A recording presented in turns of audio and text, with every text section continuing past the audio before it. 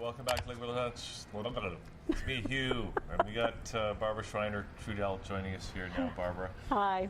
And it's great to have you here as always, but this time I think we have a little bit of a different topic, even though we've talked about this every year for the last few years. Yes. The World Peace Meditation. The World Peace Meditation. It got started in 1986. It happens at noon Greenwich Mean Time, which means it happens at 7 a.m. here.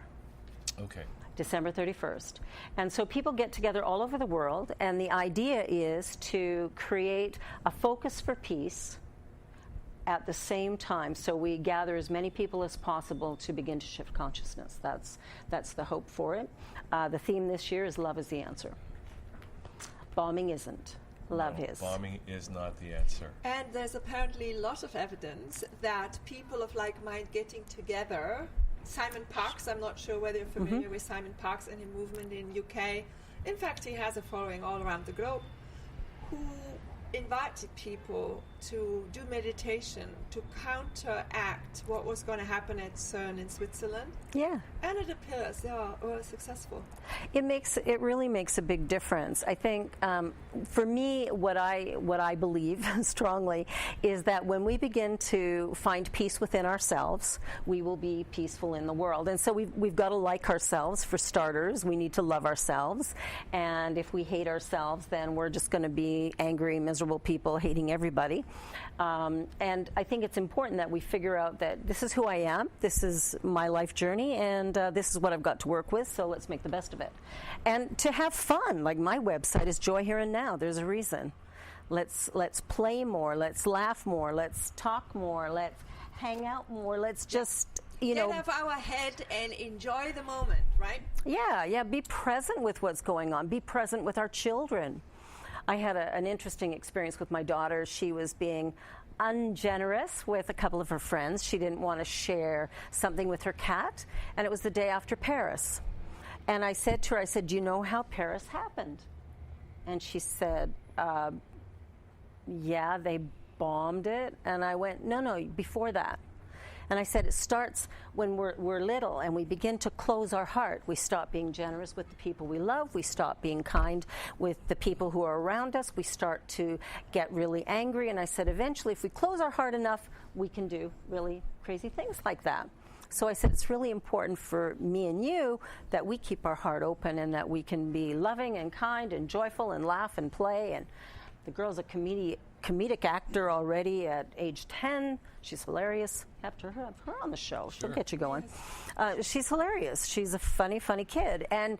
And she's usually very compassionate and kind and respectful. But this one little thing she wanted to keep for herself. And we don't get to keep anything for ourselves. Love is about this is that perception of separateness, that this is exactly yours and this is mine. I think this is a great illusion humanity suffers from, right? Oh, absolutely. Once we realize we sit in this nest together, it doesn't matter what color or religion, and when we stick it up, everybody suffers. Exactly. So let's as well just find a way to get along, Yeah. So on December 31st at 6:45 a.m., we're going to have some musicians. Dedry Francois and Emilio Zaras will be there. Possibly Shem from 92.5. And we're going to create some great music. We're going to do some candle lighting.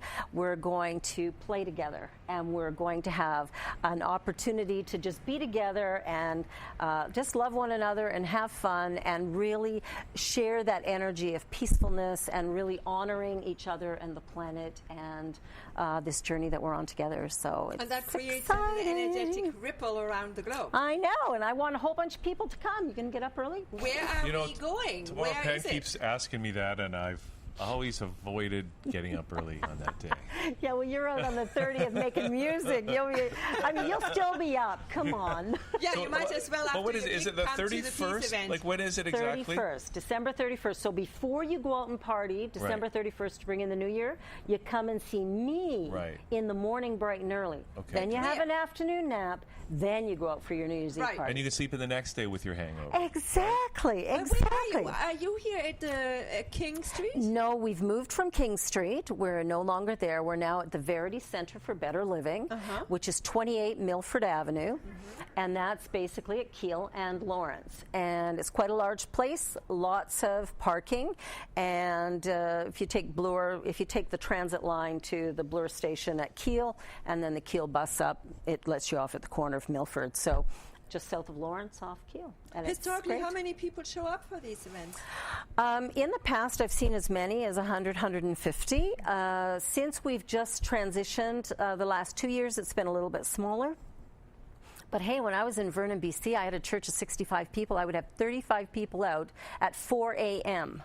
to do this meditation. So come on, Toronto, let's do this. And the other thing we should say is that just because of what's going on in the world right now, just after Paris and with the Syrian thing, California, all that stuff, it's like, we really need to... Ottawa. Come on. So we need to do this, right? We do need to do this. We need to shine a little light. We need to set an intention for loving and joy and singing and dancing. But look at Paris. Didn't you see it already? People were hugging each other, bringing flowers, whatever. There was no great panic, really. No, there afterwards. wasn't. Paris showed us how to do it. Paris showed us how to do it. Who cares whether we have right to go out or not? We're going out. We're going out anyway. Yes. So the consciousness, is it shifting? Well, it is shifting, and I think fear is an illusion. I like to think of it as false evidence appearing real. And when we live in fear, we get more of that. When we live in love, we attract more of that. So we experience greater happiness, greater joy, greater fun. Just life is better. That's when you run into the nice people. I go shopping at Costco, and people are really kind, and they smile, and they move out of the way, and they do all kinds of kind things. Who does that during this season in the shopping malls? But I get it. Well, it's because you radiate it, right? I'm smiling at them, they're smiling at me. What are they going to do, right? When you're happy, they kind of go along with it. So now we still have a little bit of time on the clock. Can I ask you a quick question with regards to what do you do as a reverend? I do weddings, I do memorials. In fact, I'm doing a memorial, a little sort of private little memorial thing tonight. And I do Sunday services on occasion, not every Sunday at Verity. I'm a part-time Sunday service person. And I do a lot of coaching and counseling with people, just reminding them of who they are and that they aren't broken. They don't need to be fixed. Yeah, like earlier on the show, we had a person talk about suicide prevention, and then we had a psychotherapist. Emotional body work is what this particular psychotherapist focuses on. So it's very interesting to have you here now. You're offering your support. And right. I mean, if you're looking forward and you're not looking backward, there's opportunity. If you're looking back there's misery. Right. So it's really about a shift in perception, and sometimes I can help people to make the shift. And people can get to you via your website. Yes, joyhereandnow.com. And you do your work in person as well as on the phone? On the phone, Skype, you name it, I'll do it. And do you have a church? Like, can people join your church?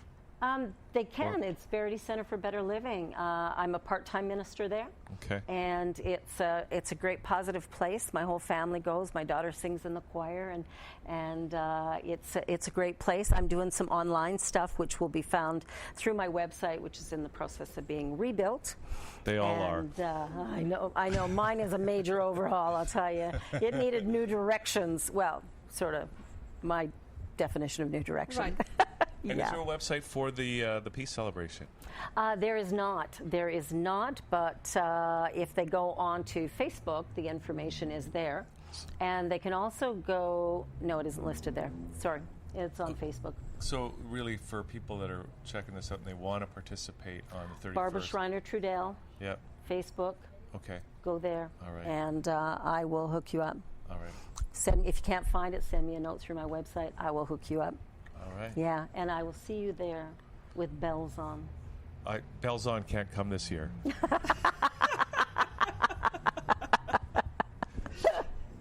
So tell really us quick. quick. Do you get feedback? Like you're connected with different groups around the world after you've done the meditation?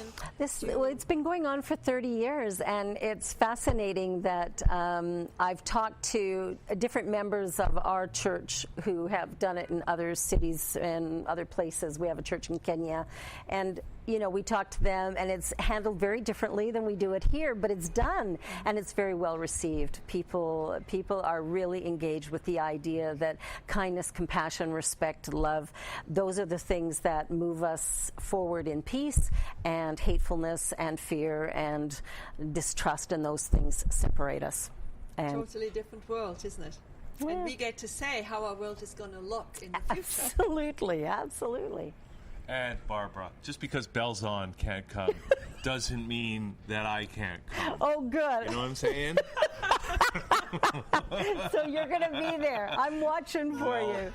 Okay. It's been recorded. I have this on tape. World peace is something I want this year. So I do too. I do too. There is only a couple of billions needed in that conversation, and we can have it the 1st of January. And the thing is, it's only a number of people needed to create a shift for all of it. Yep. So I always say, if everybody woke up one day and went, this is a great day, and just put down their guns, we'd have peace for a moment. Mm-hmm. And if we have it for a moment, it could extend. Absolutely. Yeah. Love is the answer. Love is the answer. And it's not just a mushy feeling. It's actually no, it's not a really feeling. Mm-hmm. It's not a feeling. Do we still have time for you to give us your explanation of what love is? Christmas being all about love. Yeah. It's about acceptance, probably more than anything. Acceptance of what is. What is. It cannot be changed.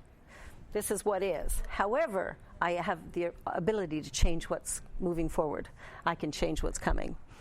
I can't change what's already happened and what is. Most of us don't accept what is.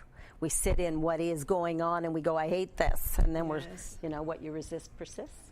So then starting loving regardless of how bad it looks in the here and now, be grateful. And be grateful. That thought of gratitude for whatever expands into hopefully a better future for everybody. Exactly. And we want to look forward, not backward. It's done. It was probably lousy then. If you look back, it'll still be lousy. Start looking forward. Maybe something good is on the horizon. I love that. You never know. Thank you very much. I know you have to hurry up to pick up your daughter. Yeah, get my little girl. Thanks so much for being here with us, and hope to see you in the new year. I'll see you December 31st. I'll see you December 31st. Everybody here, December 31st. I'll do my best to rally the troops. Come along with me. I'll have another talk with Belzon. See if he can make it. Well, thank you so much. We'll take a little break here on thatchannel.com, and then we will back with one of our next guests. Awesome. Okay.